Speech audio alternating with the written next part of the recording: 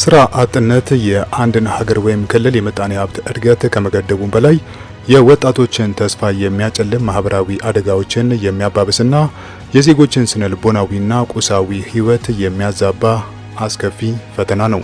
በቂ የስራ ዕድል ባልተፈጠረበት ሁኔታ ወጣቶች ለአላስፈላጊ ሱስ፣ ለህገወጥ ስደትና ለኢኮኖሚያዊ ጥገኝነት የሚጋለጡ ሲሆን ይህም የህብረተሰቡን አምራች ኃይል በመሸርሸር የችግር አዙሪት ውስጥ እንዲገቡ ያደርጋል።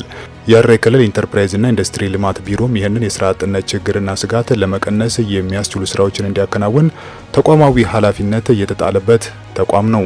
ቢሮው የችግሩን አስከፊነት በመረዳት ስራ ፈላጊ ዜጎችን በተለያዩ የአምራች ዘርፎች በግብርና፣ በግንባታና በኢንዱስትሪ ዘርፎች በማደራጀትና የክህሎትና ሙያ ማበልጸጊያ ስልጠናዎችን በመስጠት ወደ ስራ በማስገባት ላይ ይገኛል። እኛ የኢንተርፕራይዝ ልማትና ኢንዱስትሪ ቢሮ ዜጎች ምቹ፣ አስተማማኝና ቋሚ የሆነ የስራ እድል ተጠቃሚ እንዲሆኑ የመከታተል የመቆጣጠር እንዲሁም ደግሞ ለሚመለከተው አካል ሪፖርቶችን የማድረግ ኃላፊነትና ተግባር የተሰጠው ተቋም ነው። ከዚህ አንፃር ያው በ2018 በጀት ዓመት ከተለያዩ ባለድርሻ አካላት ጋራ መንግስታዊ ካልሆኑ ፕራይቬት ሴክተሩ ጋራ በቅርበት በቅንጅት እየሰራን ያለንበት ሁኔታዎች ነው ያሉት። በዚሁም ያው ዜጎች ከጊዜ ወደ ጊዜ የስራ እድል ተጠቃሚነታቸው ይበልጥ እያደገ እየሄደ ያለበት ሁኔታዎች ነው ያሉት ማለት ነው። ተቋሙ ይሄን የተሰጠውን ተልዕኮ ለማሳካት ከተለያዩ ባለድርሻ አካላት ጋራ ያው በቅንጅት እየሰራ ነው የሚገኘው። ያው የስራ እድል ፈጠራ ስራ በአንድ ተቋም ብቻ የሚሰራ ስራ አይደለም። ያው ሁሉም ተቋማት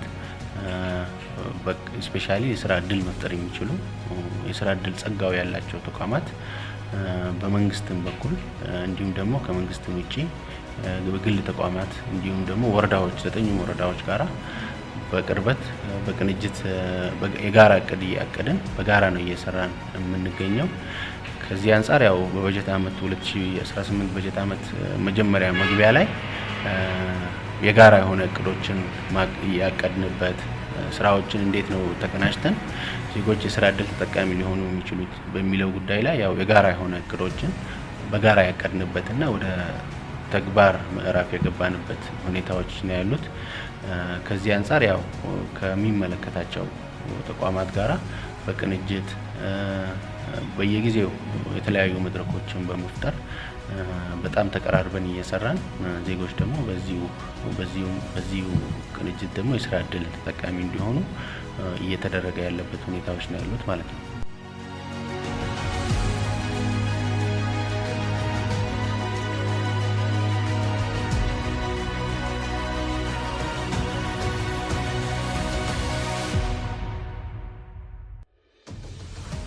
ለአዳዲስ ስራ ፈጣሪዎች እና ተደራጅተው ወደ ስራ ለሚገቡ ወጣቶች ትልቁና የመጀመሪያው ፈተና የማምረቻ ቦታ እጥረት መሆኑ ይነገራል። በቂ የመስሪያና የማምረቻ ቦታ ከሌለ የተሻለ ክህሎትና መነሻ ካፒታል ቢኖር እንኳን ሀሳቡን ወደ ተጨባጭ ምርት መለወጥ ፈታኝ ይሆናል። ይህንን ተጨባጭ እንቅፋት በመረዳትም የሐረሪ ክልል ኢንተርፕራይዝና ኢንዱስትሪ ልማት ቢሮ ዘመናዊ የማምረቻና የመሸጫ ሼዶችን በመገንባት ለተጠቃሚዎች በማስተላለፍ ላይ ይገኛል። ሰፊና ምቹ የማምረቻ ሼዶች መዘጋጀታቸው ወጣቶች ዘመናዊ መሳሪያዎችን እንዲተክሉ፣ የደህንነት መስፈርቶችን የጠበቀ የማምረቻ ሂደት እንዲከተሉና ምርታቸውን በጥራትና በብዛት እንዲያመርቱ አቅም መፍጠር አስችሏል። በጥቅሉ ቢሮው ያመቻቻቸው የማምረቻ ቦታዎች የተሻለ የስራ አካባቢ ከመፍጠራቸውም በላይ ወጣቶች በራሳቸው የመስሪያ ቦታ ላይ በሙሉ እምነትና ነጻነት በመስራት ከጠባቂነት ተላቀው ለሌሎች ዜጎች የስራ ዕድል የሚፈጥሩ የነገ ባለሀብቶች እንዲሆኑ ትልቅ ድልድይ ሆኗቸዋል። ከመደራጀታችን በፊት በግል ባላለቁ ቤቶች ህንጻዎች ባላለቁ ቤቶች እየፈለግን ህንጻውን እስከሚፈልጉት ድረስ እዛ እየሰራን ለነሱም ሰርቪስ እየሰጠን በእንደዛ ብዙ ቦታ ላይ ስንንገላታ ነበር ቢያንስ 10 ዓመት። አሁን ግን መንግስት ባመቻቸልን እንትን በዜግነቴ መብት ተጠቅሜ ተደራጅተን 6 ወር አዲስ ነኝ ገና 6 ወሬ ነው እዚህ የገባሁት። ብዙም ስራዎች አሁን እየመጡ ነው። በማስታወቂያችን ላይም በምንሰራው ስራ በመለጠፍ ሰዎች አሁን ወደኛ እየመጡ ነው። ደግሞ ቺፕ ዋጋ ነው የምንሰራው ለምን መጀመሪያ ማርኬት ለመግባት ብለን አሁን ዲያስፖራ ነው አብዛኛው የምሰራው። ዲያስፖራ አካባቢ ቤቶች በኮንስትራክሽን ነው አብዛኛው የምሰራው። ኪችን እና በሮች በአሁኑ ሰዓት በዛ አካባቢ ያለው አጣዳፊ እንትን ኪችን እና የውስጥ ለውስጥ በሮች ነው። በዛ ያው እንግዲህ አሁን መጀመሪያም ሰራ ነበር። አሁንም በሰፊ ቦታውን ሲያዩ ደግሞ እንደገና በማመን በተከታታይ ብዙ ስራዎች እየሰጡኝ ብዙ በሮች እየሰራው ነው። ከዚህ በፊት ቦታ አልነበረንም። ያው ማይመች ቦታ ነበር የምሰራው። ያው አሁን ሞር ጥሩ ቦታ ተመቻችቶልን ተደራጅተን እየሰራን ነው ያለነው። እሱ ኢንተርፕራይዝ ነው ያደራጀን እና በኢንተርፕራይዝ ተደራጅተን ቦታ ተመቻችቶልን እየሰራን ያለነው እና ኢንተርፕራይዝ ያው የተለያየ ድጋፍ ያደርግልናል። እየመጡ የስራዎች ሂደት ያለንበት ሁኔታ ቼክ ያደርጉናል። በሱ ሂደት እየሰራን ያለነው ማለት ነው። ያው ይሄን ቦታ እንግዲህ ካገኘሁት አሪፍ ነገር ነው ያለውን ነገር ያው ስራ ጀምረናል።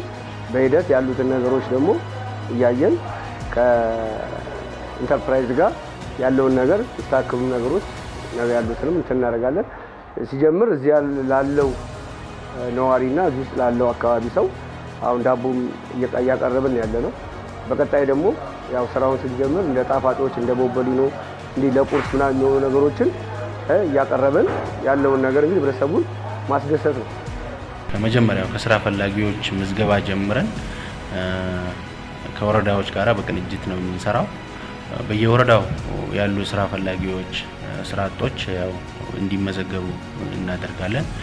እነዛን ከመዘገብን ከለየን በኋላ ያው ግንዛቤ ፈጥረን ወደ ስልጠና ማዕከላት ስልጠና እንዲያገኙ በሚፈልጉት ሙያ ዘርፍ ወደ ስልጠና ማዕከላት ገብተው ስልጠና በሚፈልጉበት የሙያ ዘርፍ ስልጠና እንዲወስዱ በዛ ስልጠና በዛ በሆነ ዘርፍ በሆነ ክህሎት ላይ በቅተው ብቁ እንዲሆኑ ያው ስልጠናን የማመቻቸት ከሀረር ቴክኒክና ሙያ ተቋም ጋራ በጋራ ሆነን ያው ስልጠናዎችን የማመቻቸት ስልጠናዎችን ካመቻቸን በኋላ ደግሞ ይሄ በሰለጠኑ ስልጠና ብቁ ናቸው ወይስ የሚለውን ነገር ደግሞ ለመለየት ከሀረር ምዘና ከሲኦሲ ማዕከል ጋራ ያው እነሱን እንዲመዘኑ ማድረግ ከተመዘኑ በኋላ ደግሞ ብቁ ሆነው በሰለጠኑበት ዘርፍ ላይ ተደራጅተው ማለት ነው እነሱን እናደራጃለን። በወረዳ ስራ ማዕከላት አማካኝነት በመጡበት ወረዳ እነሱ እንዲደራጁ ድጋፍ ይደረግላቸዋል።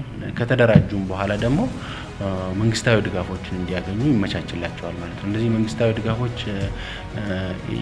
ምን ናቸው የሚለውን ነገር ስናይ አንድ የፋይናንስ አቅርቦት ይመቻችላቸዋል። በወረዳ አቅም የሚሰጥ የፋይናንስ አቅርቦት የሚመቻች የፋይናንስ አቅርቦት አለ። እንዲሁም ደግሞ በቢሮ በኩል በተዘዋዋሪ ፈንድ የሚመቻች የብድር አቅርቦት አለ። እንዲሁም ደግሞ ከባንኮች ጋርም በጋራ እንሰራለን። ባንኮች አካባቢ ላይ ያለውን አቅም ከመጠቀም አኳያ ያው በባንኮች ጋራ በጋራ እየሰራን ያለንበት ሁኔታዎች ነው ያሉት። ስለዚህ ባንኮች አካባቢ ላይም ያለውን ፋይናንስ ተጠቅመን ዜጎች በኢንተርፕራይዝ በማህበር ከተደራጁ በኋላም የፋይናንስ አቅርቦት እንዲኖር እየተደረገ ያለበት ሁኔታዎች ነው ያለው። ከፋይናንስ አቅርቦት ውጪ የመስሪያ ቦታ ድጋፍ ይደረግላቸዋል። የመስሪያና የማምረቻ የመሸጫ ቦታ ድጋፍ ይደረግላቸዋል ማለት ነው። መንግስት ያው የክልላችን መንግስት ቀዳሚ ትኩረት ከሰጣቸው ጉዳዮች ውስጥ አንዱ የስራ እድል ፈጠራ ጉዳይ ነው። ከዚህ አኳያ በየጊዜው ማለት ነው ወጣቶች የሚያስፈልገውን የማምረቻና የመሸጫ ቦታ አቅርቦት ይመቻቻል። ከዚህ አንፃር በየወጣቶች ያለባቸው የመስሪያ ቦታ የሚያስፈልጋቸው ወጣቶች እየተለዩ የመስሪያና የማምረቻ ቦታ ድጋፍ ይደረግላቸዋል ማለት ነው። ከዛም ባለፈ የገበያ ትስስርም የሚፈጠርበት ሁኔታዎች ድጋፍ ይደረግላቸዋል። ኢንተርፕራይዞች ይደራጃሉ፣ ፋይናንስ አቅርቦት ይመቻችላቸዋል። ከዛ በኋላ ደግሞ የመስሪያ ቦታ ከተሰጣቸውና ምርት ካመረቱ በኋላ ደግሞ ያላመረቱት ምርት ገበያ ላይ ችግር እንዳይገጥማቸው ከፕራይቬት ሴክተሩ ጋራ የማርኬት ሊንኬጅ የገበያ ትስስር ድጋፍ የሚደረግበት ሁኔታዎች ነው ያሉት ማለት ነው። ከዚህ አንፃር ያው የፋይናንስ አቅርቦት የስልጠና ድጋፍ ይደረጋል፣ የፋይናንስ አቅርቦት ይመቻቻል፣ የመስሪያና የማምረቻ ቦታ ድጋፍ ይደረግላቸዋል። ከዛም ባለፈ ደግሞ የገበያ ትስስር ሁኔታዎች እየተፈጠረላቸው የዜጎች የስራ እድል ተጠቃሚ የሆኑ ያሉበት ሁኔታዎች ያው እሱን ማየት ይቻላል ማለት ነው።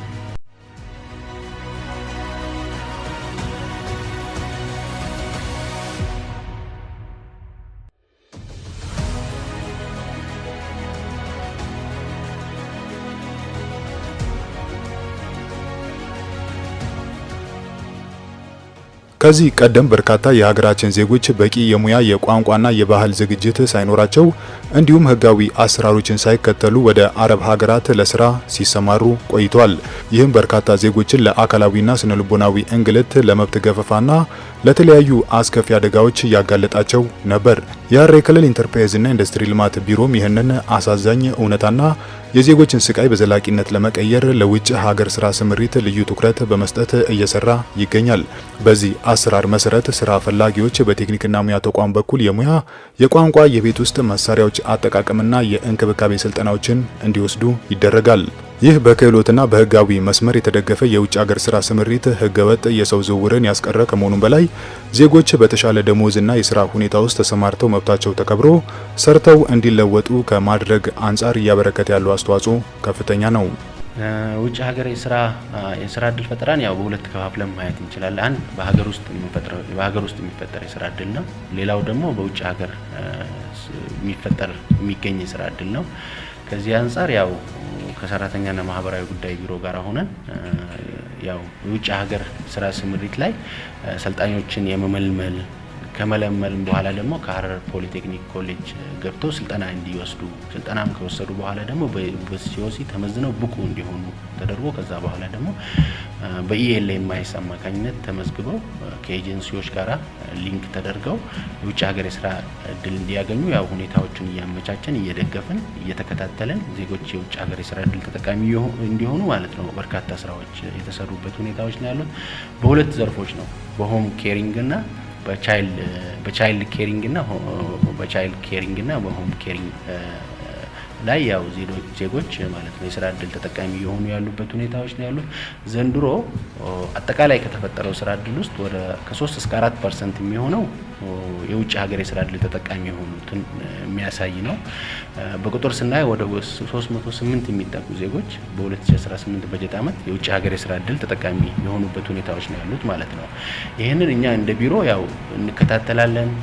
ሪል እነዛ አካላት የውጭ ሀገር የስራ እድል ተጠቃሚ የሆኑ ነው ወይስ የሚለውንም ነገር በተጨባጭ ማለት ነው እስከታች ወርደንም ቼክ እናደርጋለን ማለት ነው። እና አሁን ላይ ያው ጥሩ መነቃቃት እየተፈጠረ ያለበት ሁኔታዎች ነው ያሉትና ከጊዜ ወደ ጊዜ ያሉትን እድሎች ኖት ኦንሊ እኛ ጋር ብቻ እኛ እንደ ክልል እንደ ሀገር ብቻ ያለውን እድል ሳይሆን ከሀገርም ውጭ ያሉ እድሎችን ዜጎች አውቀው የዛ ስራ እድል ተጠቃሚ እንዲሆኑ ግንዛቤ ከመፍጠርም ባለፈ ያው በርካታ ተግባራትን እያከናወንን እንገኛለን። በእርግጥ ያው ከጊዜ ወደ ጊዜ ያደገ ያለ ቢሆንም ግን አሁንም የሚቀሩ ቀጣይ ላይ ትኩረት የሚሹ ጉዳዮች እንዳሉ ያው እኛም በ2018 በጀት ዓመት እቅድ አፈጻጸም ላይ የገመገምንበት ሁኔታዎች ነው ያሉት።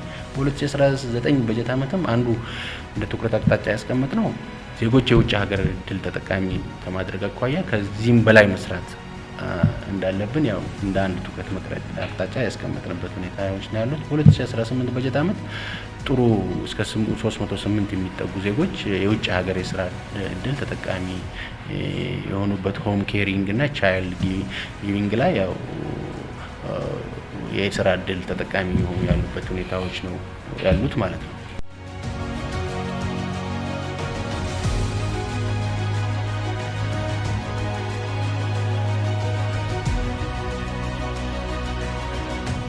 የሐረሪ ክልል ኢንተርፕራይዝና ኢንዱስትሪ ልማት ቢሮ በ2018 በጀት ዓመት በተለያዩ የአምራችነትና የአገልግሎት ዘርፎች ከ10 ሺህ በላይ ለሚሆኑ ዜጎች ዘላቂና ጊዜያዊ የስራ ዕድል ፈጥሯል።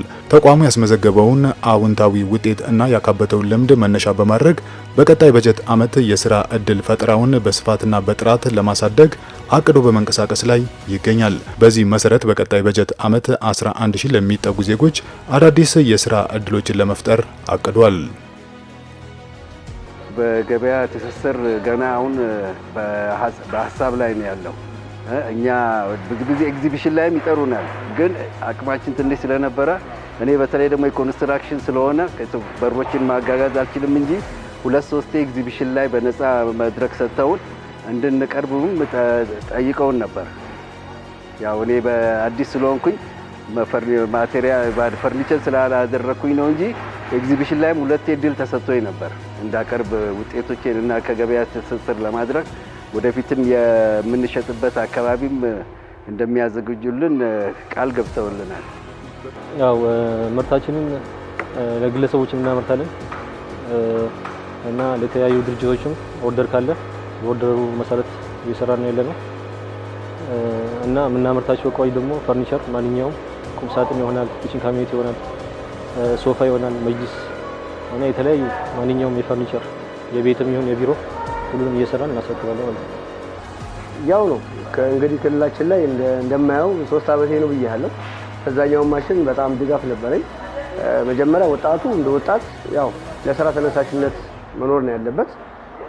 ስራ ከሰራ ምንም ድጋፍ ያው በኔም የታየ ነገር ስለሆነ ክልሉ ላይ ምንም አይነት የድጋፍ ችግር የለውም፣ የቦታ ችግር የለውም። ግን ምንድነው ወጣቱ ለስራ ተነሳሽነቱ እንትን ብሎ ስራ ቢሰራ በጣም ጥሩ ነገር ነው እላለሁ። እሺ አጠቃላይ በ2018 በጀት ዓመት ወደ 10167 ለሚጠጉ ዜጎች የስራ እድል መፍጠር ተችሏል። ከእቅዳችን አኳያ ወደ 93% አካባቢ ዜጎች የስራ እድል ተጠቃሚ እንዲሆኑ ማድረግ የተቻለበት ሁኔታዎች ነው ያሉት። የሀገር ውስጡም የውጭ ሀገሩም አንድ ላይ ተደምሮ ማለት ነው። አንድ ላይ ተደምሮ ወደ 10167 የሚጠጉ ዜጎች የስራ እድል ቋሚ የሆነ የስራ እድል መፍጠር የተቻለበት በጀት ዓመት ነው ማለት ይቻላል ማለት ነው። እነዚህ የተፈጠሩ የስራ እድሎች በየትኞቹ ዘርፎች ናቸው የሚለውንም ነገር ስናይ ያው የስራ እድል ፈጠራ በሶስት ዘርፎች ነው በሶስት ዘርፎች ነው ሞር ካታጎሪ አድርገን ከፋፍለን ሊፈጠር ይችላል ብለን በእቅድም በሪፖርትም የሚታዩት አንደኛው ግብርና ነው። በግብርናው ዘርፍ የሚፈጠር የስራ እድል ነው። ያው በግብርናው ዘርፍ የሚፈጠር የስራ እድል ስንል በሰብል ምርት፣ በሌማት ትሩፋት፣ በከተማ ግብርና ያው በሌማት ትሩፋት ስር ደግሞ ያው በዶሮ እርባታ፣ በማር ምርት፣ በወተት ምርት የሚፈጠር የስራ እድልን በግብርናው ዘርፍ የሚፈጠር የስራ እድል ተደርጎ ነው ያው የሚወሰደውና ከዛ አንፃር ያው አንደኛው ዘርፍ የስራ ዜጎች የስራ እድል የሚፈጥረው አንዱ ዘርፍ የግብርና ዘርፍ ነው ማለት እንችላለን። ሰፊውን የሆነ ስራ እድል መፍጠር የሚችል ፖቴንሻል ያለውን ዘርፍ ከመሆኑ ጋር ተያይዞ በ2018 በጀት ዓመት ወደ 2781 ለሚጠጉ ዜጎች በግብርናው ዘርፍ የስራ እድል መፍጠር የተቻለበት ሁኔታዎች ነው ያሉት። ሌላው ዘርፍ ደግሞ ያው ኢንዱስትሪ ነው። በኢንዱስትሪው ዘርፍ የሚፈጠር የስራ እድል ነው። ኢንዱስትሪው ዘርፍ ሰፊ የሆነ የስራ እድል ከሚፈጥሩ ዘርፎች ውስጥ አንዱ ዘርፍ ነው ማለት ነው። ኢንዱስትሪ ዘርፍ ስንል ኢንተርፕራይዞችን በኢንዱስትሪ ዘርፍ ኢንተርፕራይዞችን በማደራጀት የሚፈጠር የስራ እድል ነው።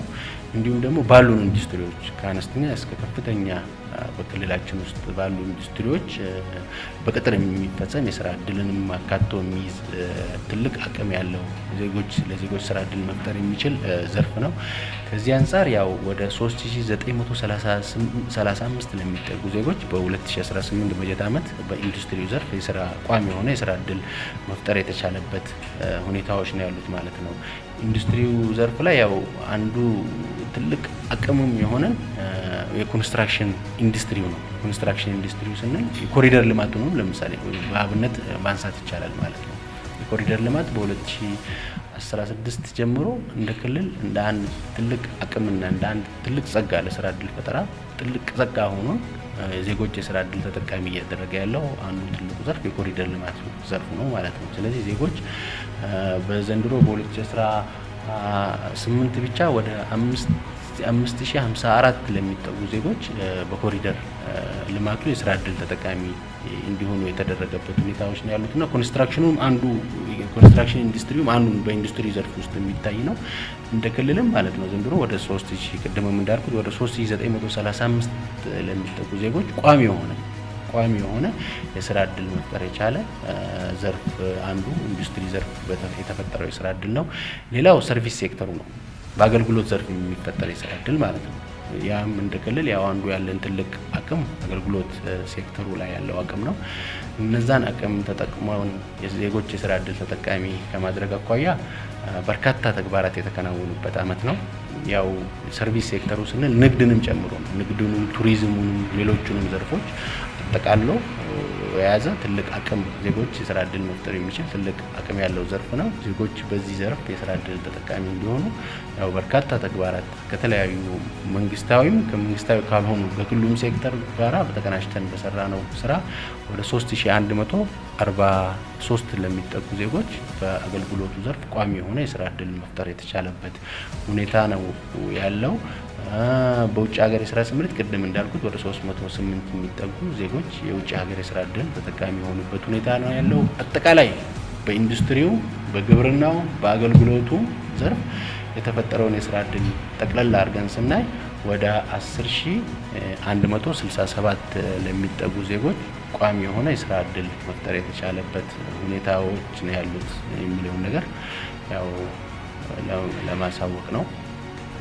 ያው ፍትሃዊነቱንም ስናየው ከተማም አካባቢ ገጠር አካባቢ ላይ ከእቅድ አኳያ ወደ 90% በላይ አሁን ለምሳሌ ከተማው ላይ ወደ 6139 የሚጠጉ ዜጎች ቋሚ የሆነ የስራ እድል የተፈጠረበት ሁኔታ ነው ያለው። በገጠሩም የሀገራችን ክልላችን አካባቢ ወደ 3720 የሚጠጉ ዜጎች የስራ እድል የተፈጠረበት ሁኔታዎች ነው ያሉትና አቨሬጁንም ከእቅድ አኳያ ስናየው ወደ 51 እና 49 ፍትሃዊ የሆነ የስራ እድል ተጠቃሚነት መኖሩን የሚያረጋግጥ ነው ማለት ነው።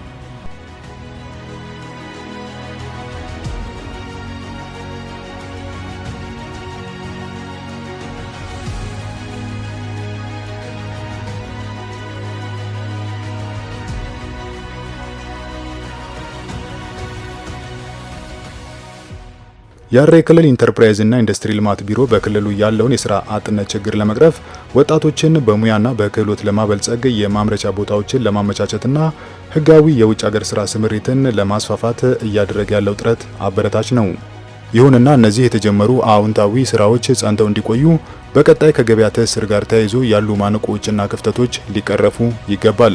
በተለይም ወጣቶች በከፍተኛ ጥረት እና ጥራት የሚያመርቷቸው ምርቶች የገበያ እድል አጥተው እንዳይቀመጡና ኢንተርፕራይዞቹ እንዳይከስሙ የመንግስት መስሪያ ቤቶች ለተለያዩ አልባሳት፣ የቢሮ እቃዎች፣ የግንባታ ቁሳቁሶችና የምግብ ዝግጅት አገልግሎቶች የሚያስፈልጓቸውን አቅርቦቶች ቅድሚያ ከአካባቢው አነስተኛና መካከለኛ ኢንተርፕራይዞች እንዲገዙ የሚያስገድድና የሚያበረታታ ህጋዊ አሰራር መዘርጋት ይገባል። ስለሆነም በቀጣይ ቢሮ ከስራ እድል ፈጠራና ከምርት ማምረት ጎን ለጎን የወጣቶች ምርት ከመንግስትና ከግል ተቋማት የፍላጎት ማዕከል ጋር በቀጥታ የሚያገናኝ ጠንካራ የገበያ ድልድይ በመገንባት ረገድ ብዙ መስራት ይጠበቅበታል።